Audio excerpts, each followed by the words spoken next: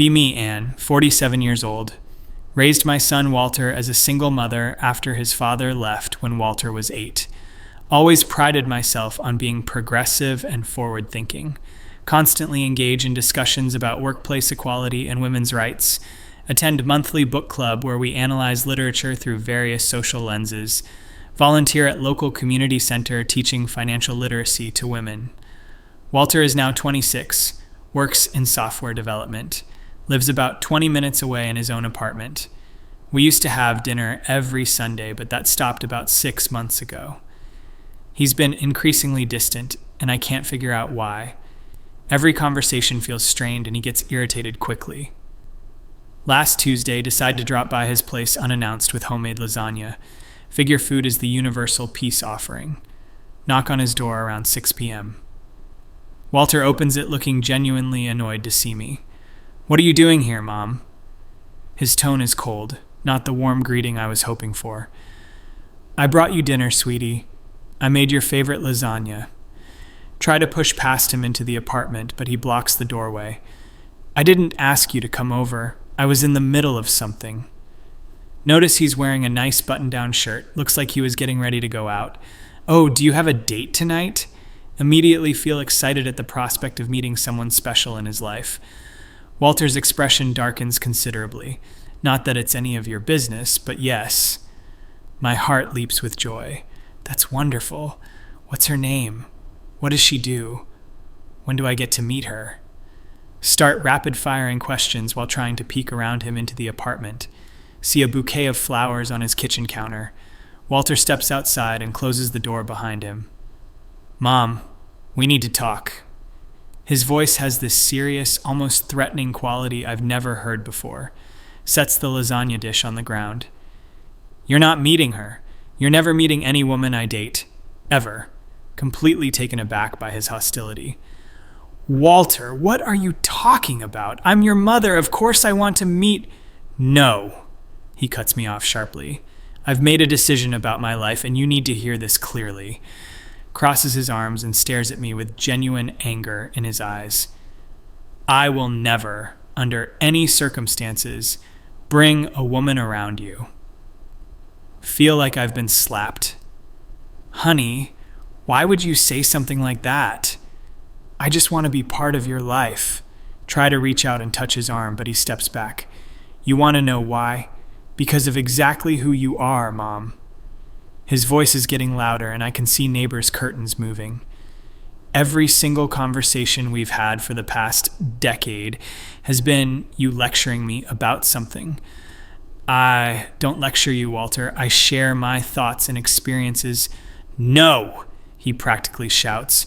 "You lecture, you analyze, you dissect everything through your ideology."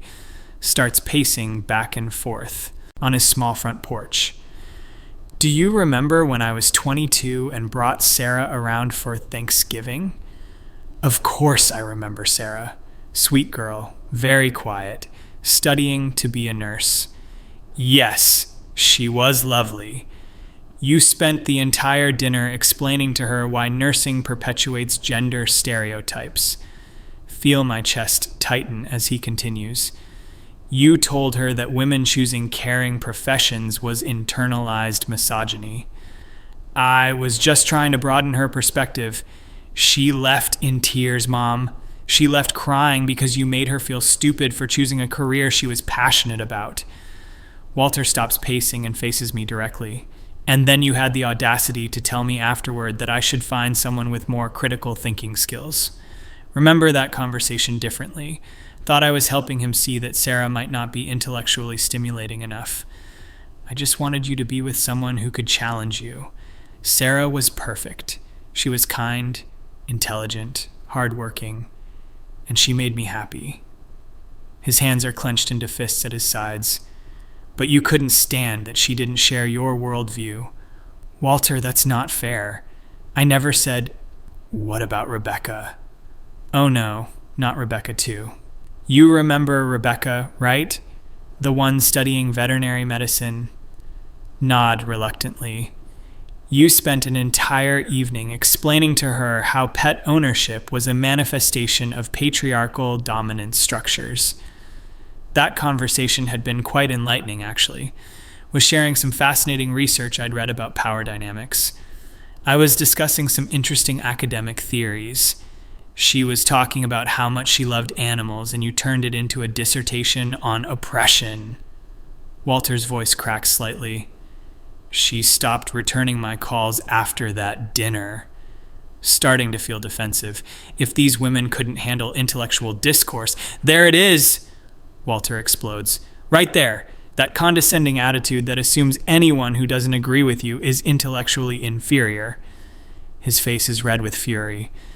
You've driven away every woman I've ever cared about with your need to educate everyone around you. Feel tears starting to form. I raised you to think critically about the world. I taught you to question systems of power. You taught me that nothing is ever simple or innocent, that everything has to be analyzed and deconstructed. Walter starts counting on his fingers. Sarah's career choice was problematic. Rebecca's love of animals was problematic. Jessica's enjoyment of romantic comedies was problematic. Jessica was definitely problematic, though. The girl thought those movies were realistic portrayals of relationships. Some of those things genuinely were worth examining. And what about Maria? Remember her? Of course I remember Maria. That relationship lasted almost a year. You liked Maria, I point out. I loved Maria, Walter shouts so loud that a dog starts barking somewhere. I was going to propose to Maria. Feel my stomach drop. Had no idea it was that serious. But then you couldn't help yourself, could you? His voice becomes dangerously quiet. You had to explain to her how her Catholic faith was a tool of patriarchal oppression. That had been a particularly productive conversation. Maria had seemed genuinely interested in examining her beliefs. She asked questions about my views on religion.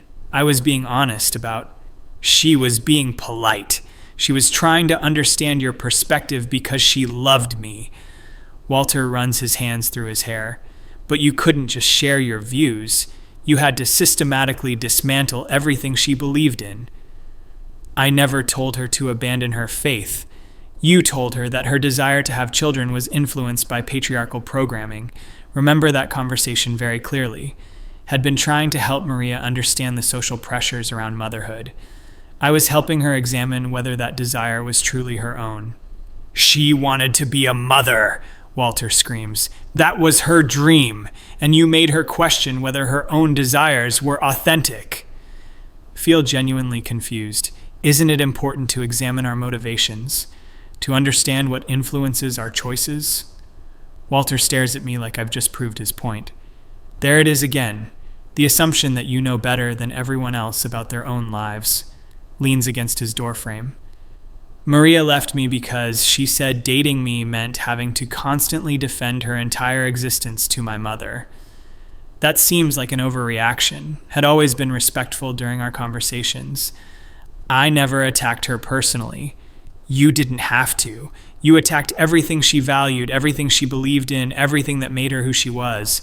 Walter's voice becomes bitter. And then you wondered why she didn't want to be part of our family. Starting to feel like Walter is being unfair. All I ever did was encourage critical thinking. I've always supported your relationships. Supported? Walter laughs harshly. You've sabotaged every relationship I've ever had. Pushes himself off the doorframe. And the worst part is you think you were helping. Feel a surge of anger. I was trying to raise you to be a thoughtful person who doesn't just accept things at face value. You raised me to be alone, Walter interrupts. You raised me to be someone whose mother drives away every woman he cares about. His voice breaks slightly. Do you have any idea what it's like to love someone and watch your own mother systematically tear down everything they believe in? This is getting blown out of proportion.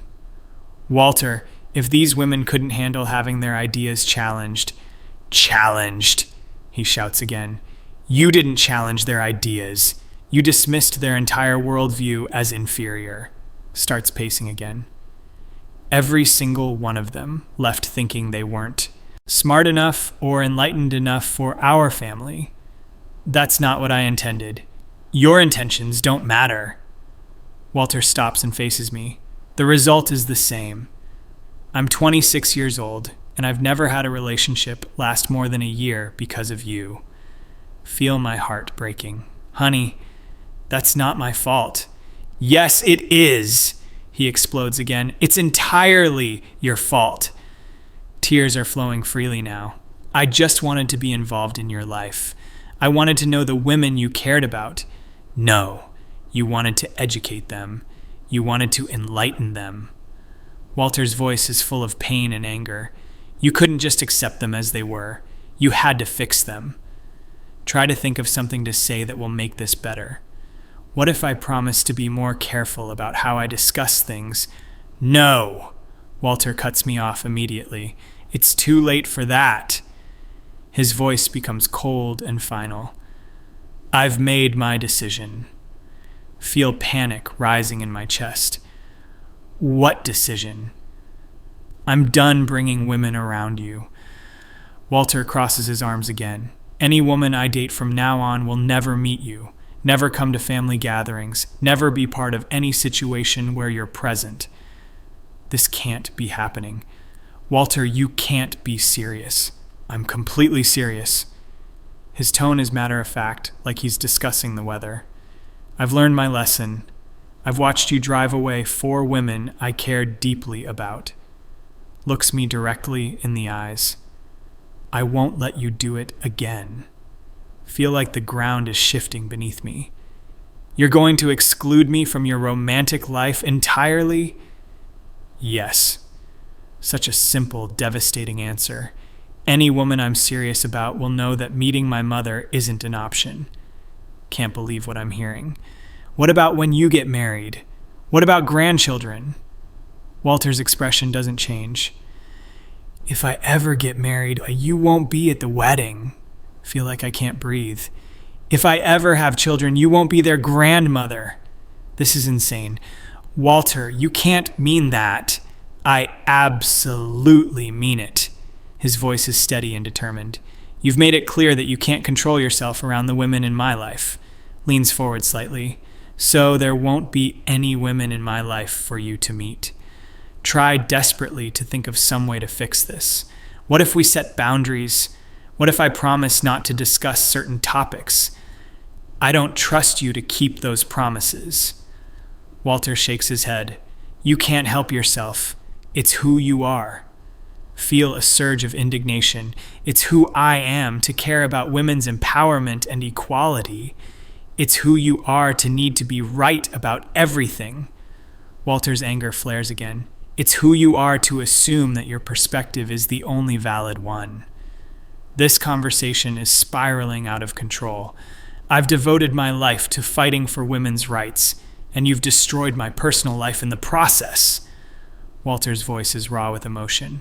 Every woman I've ever loved has left feeling inadequate and judged. Try one more approach. What if I just listened more? What if I asked questions instead of sharing my thoughts? It's too late for that. Walter slams his hand against the door frame. I've given you 4 chances and you've blown every single one. Feel completely helpless. So, what are you saying? That I'll never be part of your future family? That's exactly what I'm saying. Walter's voice becomes quiet but firm. Unless something fundamental changes about who you are as a person, which I don't believe is possible. Try to process what he's telling me. You'd really choose being alone over letting me meet someone you love? Walter pauses for a long moment. His expression becomes even more serious. Mom, I need you to understand something very clearly. Brace myself for whatever comes next. Walter takes a deep breath. I would rather die completely alone and unmarried than ever date, marry, or have a relationship with any woman who reminds me of you. Feel like I've been physically struck. I would rather spend the rest of my life in total isolation than subject another woman to your constant need to fix and educate everyone around you. Can't speak, can't breathe, can't process what he just said. My own son just told me he'd rather die alone than be with someone like me. And if that means I have to hide my relationships from you forever, then that's what I'll do." Walter's voice is completely steady. "Because I refuse to watch you destroy another person I love." Tears are streaming down my face. "Walter, please. There's nothing more to discuss." He reaches down and picks up the lasagna dish. "Thank you for dinner, but I need you to leave now." Stand there in shock as he turns toward his door. "I have a date tonight with someone wonderful." Looks back at me over his shoulder. "Someone you will never, ever meet." Goes inside and closes the door firmly behind him. Stand on his porch for I don't know how long, completely devastated, heartbroken beyond anything I've ever experienced. My son just told me he'd rather die alone than be with someone like me. How did trying to be a good influence become such a terrible thing? Drive home in a daze, can't stop replaying his words. I would rather die completely alone and unmarried than ever date, marry, or have a relationship with any woman who reminds me of you. Feel like my heart has been ripped out of my chest. Everything I thought I was doing right has apparently been wrong. Spend the next week unable to focus at work. Keep thinking about Sarah, Rebecca, Jessica, Maria. Did I really drive them all away? Was I really that overbearing? Thought I was helping them grow and think critically. Thought I was being a good feminist role model. Try calling Walter multiple times. Go straight to voicemail every time. Send texts apologizing. No responses. Drive by his apartment. His car isn't there. Realize he might be avoiding his own home because of me. Talk to my sister Helen about what happened. She listens quietly as I explain the situation. "Anne," she says carefully, "can I ask you something? Do you remember when Walter brought Mariah to my birthday party?" "Of course I remember. You spent 20 minutes explaining to her why our quinceañera tradition was problematic. Feel defensive." I was sharing some interesting anthropological perspectives. She was talking about a happy memory from her childhood. Helen's voice is gentle but firm. You turned her joyful story into a lesson about cultural oppression. Starting to see a pattern I don't like. I was trying to help her think more deeply about these traditions. Were you trying to prove how enlightened you are? Helen asks this without malice, but it hits hard. Because from where I sat, it looked like you needed to be the smartest person in the room. Spend the next few days really examining my behavior. Remember conversation after conversation where I corrected, educated, enlightened. Remember the looks on these women's faces. Confusion, hurt, frustration. Thought they were learning. Maybe they were just enduring. Try calling Walter again after 2 weeks. Surprisingly, he answers, "What do you want, Mom?" His voice is cold, but at least he's talking. "I wanted to apologize." "For what specifically?" Realize I need to be very careful here. For maybe being too intense during conversations with your girlfriends. Long pause. That's not an apology. That's minimizing what you did. Try again. Take a deep breath. "I'm sorry for making Sarah feel bad about her career choice. And for making Rebecca feel judged about loving animals. And this is harder than I thought. And for questioning Maria's faith and her desire to have children. You're still not getting it." Walter's voice is frustrated. "You're apologizing for individual incidents, not for the underlying problem." Feel lost. What is the underlying problem? You can't stand to let other people exist without your commentary. His words sting because they ring true. You turn every conversation into a teaching opportunity where you're the teacher and everyone else is the student. Want to argue but force myself to really listen. I thought I was helping them grow. No, you thought they needed to become more like you to be acceptable. Walter's voice becomes sad. You couldn't just love them for who they were. Realize he's right. Every single one of those women was lovely in their own way, but I couldn't leave them alone. had to improve them, educate them, enlighten them. I didn't mean to drive them away, but you did, and now you've driven me away too. Feel my heart breaking all over again. Walter, please, what can I do to fix this? I honestly don't know if you can. Long pause. The person I'm seeing now, she's incredible. She's smart, funny, kind, successful. Feel a glimmer of hope. Maybe if I promise to just listen. She's also conservative. My heart sinks. She goes to church every Sunday. She wants to be a stay-at-home mom someday. She loves romantic comedies and thinks they're sweet, not problematic. Feel panic rising. Everything in me wants to explain why those things are concerning. Want to share articles and studies and research, but force myself to stay quiet. I can see you struggling not to say something right now. Walter's voice is almost amused. Even hearing about her beliefs secondhand, you can't help yourself. Realize he's testing me, and I'm failing. I'm trying to be supportive.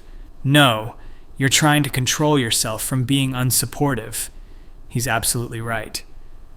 Which proves my point. You can't actually change who you are. Feel tears starting again. So, this is it? You're really going to keep me out of your life forever? Not out of my life. Out of my romantic life. Walter's voice softened slightly. I'll still have dinner with you sometimes. I'll still call on your birthday. But I'll never meet your wife. No. Never know my grandchildren. Probably not. Feel like I'm dying inside. Unless you can figure out how to love people without needing to change them first. Spend the next month really examining myself. Realize Walter is completely right. I have spent years disguising my need to be the smartest person in the room as feminist advocacy. Have used social justice language to justify talking down to people. Thought I was empowering women when I was actually patronizing them. Try to change, but it's harder than I expected. Catch myself about to correct a coworker's casual comment. Stop myself from sharing an article about problematic aspects of a friend's favorite TV show. Realize how often I was doing this, how exhausting I must have been to be around. Call Walter again after a month. How's your girlfriend? Decide to just ask simple questions and listen. She's wonderful. We're talking about moving in together. Bite my tongue to keep from asking about timeline and logistics. I'm happy you found someone special. Really try to mean it. Thanks, Mom. That actually means a lot. His voice is warmer than it's been in months. I know this is hard for you. It is, but I'm trying to understand. Pause. I think I've been a pretty terrible person to be around.